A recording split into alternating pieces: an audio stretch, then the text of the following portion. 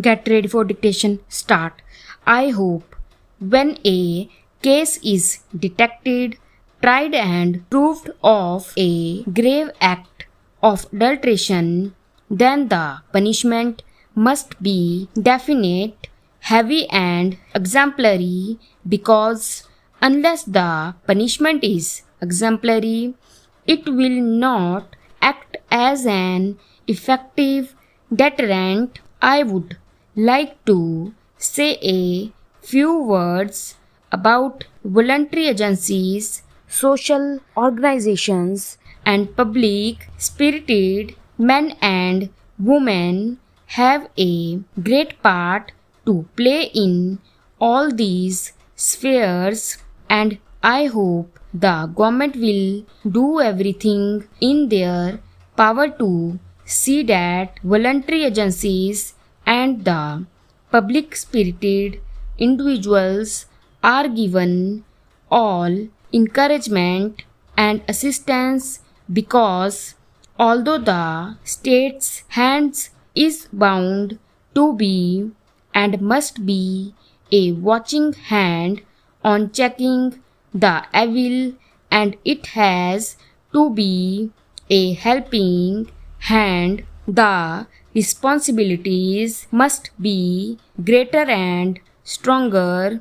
It is from that angle that the consumers' interests, the consumers' council, and the consumer movements, as one sees in countries like the UK and USA and the other countries, must also be helped to develop in our country.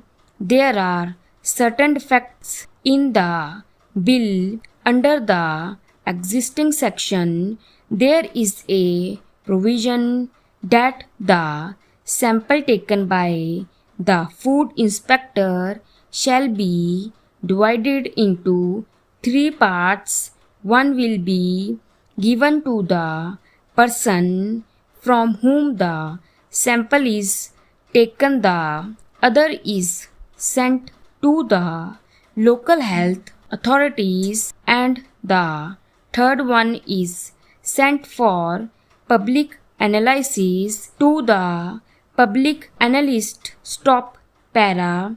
The provision of giving a sample to the person concerned is a safeguard against manipulation and misuse by the food inspector and persons connected with his department. This solitary safeguard is sought to be taken away by amending the provisions of this Act. Therefore, it should be restored, because the government's intention is to prevent harassment of the honest traders. Secondly, adulterant has been defined in this bill as any material which is used for adulteration. That has not been defined in this bill at all. Only adulterated article and adulterated food have been defined, and even if water is mixed with milk, then water is used as an adulterant for adulteration of milk. Now, therefore, if water is stored, it will also fall within the definition of adulterant.